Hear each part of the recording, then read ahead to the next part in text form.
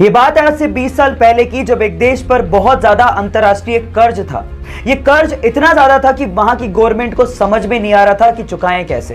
देश के हालात बहुत ज्यादा खराब थे, लेकिन इस सिचुएशन पे उस देश की जनता ने अपनी गवर्नमेंट का साथ दिया। कैसे, मैं आपको बताता हूं। वहां की जनता ने अपने अपने घर से अपनी अपनी बिलोंगिंग्स जैसे कि सोने की अंगूठियां, अपने नेकलेसेस, करेंसी इकट्ठा करके सरकार को डोनेट की, ताकि वो अपना अंतरराष्ट्रीय कर्ज चुका सके। और आज 20 साल बाद वो कंट्री अपने पांव पर खड़ी है। उस कंट्री का नाम है साउथ कोरिया।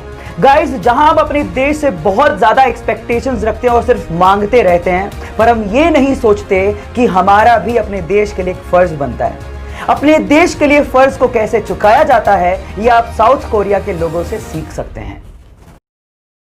कुछ रिश्ते सिर्फ इसलिए टूट जाते हैं कि एक सिर्फ इंतजार करता है और दूसरे को फिक्र तक नहीं होती। दिल की बात साफ साफ बता देना चाहिए, क्योंकि बता देने से फैसले होते हैं और ना बताने से फासले। किसी के सब्र का इम्तिहान ना लिया करो। मैंने ऐसे करने वालों को अक्सर पछताते हुए देखा है। कागज के बेजान परिंदे भी उड़ते हैं, बस डोर जरा सही हाथों में होना चाहिए।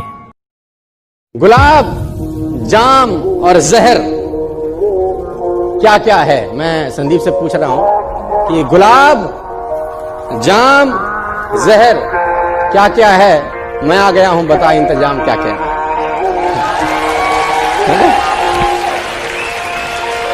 गुलाब, जाम और जहर क्या क्या है?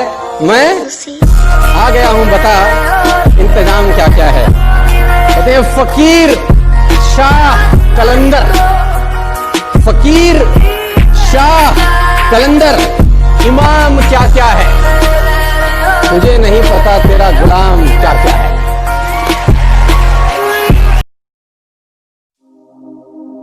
सुशांत सिंह राजपूत ने अपना 17वां सपना भी पूरा किया था।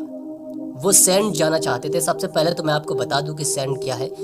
ये न्यूक्लियर रिसर्च सेंटर है, जहाँ पे वर्ल्ड के न्यूक्लियर टेस्ट किए जाते हैं, रिसर्च किया जाता है और वहाँ पर सारी चीज़ों की असेंबलिंग भी होती है। सुशांत सिंह राजपूत वहाँ जाना चाहते थे और सुशांत सिंह राजपूत ने इस सपने को 15 अक्टूबर 2019 को पूरा किया था। और जब वो वहाँ पहुंचे थे तो उनका बहुत ही अच्छी तरीके से वेलकम किया गया था। इसीलिए सुशांत ने ट्विटर पे एक पोस्ट डाली थी और उन्होंने लिखा था, a big thanks to sand for being so much welcoming and making my dream true.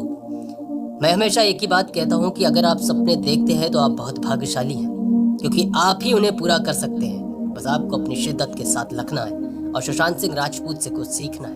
मैं हमेशा सुशांत सिंह राजपूत को याद करता रहूंगा। We miss you Sushant Singh Rajput. किसी ने बड़ी कमाल की बात कही है कि जरा सी बात पर ना छोड़ अपनों का दामन, पूरी जिंदगी निकल जाती है अपनों को अपना बनाने में। एक छोटी सी कहानी आपके लिए। एक जौहरी की मृत्यु के बाद उसकी घर की दशा बड़ी सोचनीय हो गई। एक दिन उसकी पत्नी ने अपने बेटे को अपना नीलम का हाथ दिया और कहा कि बेटा, इसे चाचा की दुकान पर बेचकर उनसे कुछ पैसे ले आना। वो दुकान पर ले गया और अपने चाचा को बेच रहा था। तो चाचा कहते कि बेटा, माँ से कहना बाजार बहुत मंदा है, थोड़ा रुक जाए, इसके अच्छे दाम मिलेंगे। उसको कुछ पैसे देकर उसे घर भेज देते हैं और कहते हैं कि कल से तुम इस दुकान पर मेरे साथ आकर बैठना। वो हर रोज दुकान पर जाने लगा और एक दिन वो बहुत अच्छा धातुओं का पारखी बन गया। जब बाजार अच्छा चलने लगा तो उसके चाचा ने कहा कि बेटा जाओ वो हार लेकर आओ। जब वो हार लेके गया, अपने माँ से मांगा और उसको परखा तो देखा कि वो हार नकली था। अपने चाचा के पास निराश होता हुआ आया और कहा कि चाचा वो हार तो नकली है। तो चाचा ने कहा कि बेटा, मुझे तभी पता था, लेकिन उस वक्त मैं तुम्हें बताता कि हार नकली है तो तुम्हें ऐसा लगता कि हमारा बुरा वक्त है, इसलिए चाचा हमारी चीजों को नकली बता रहे। और आज जब तुम्हें खुद समझ हो गई परखने की, तो तुम्हें सचमुच पता चल गया कि वो नकली था। ये छोटी सी कहानी हमें ये बताती है कि बिना ज्ञान के संसार में हम जो भी चीजें देखते, समझते, सुनते हैं, वो सब गलत होता है। ऐसे ही गलतफहमी का शिकार होकर रिश्ते बिगड़ जाते हैं।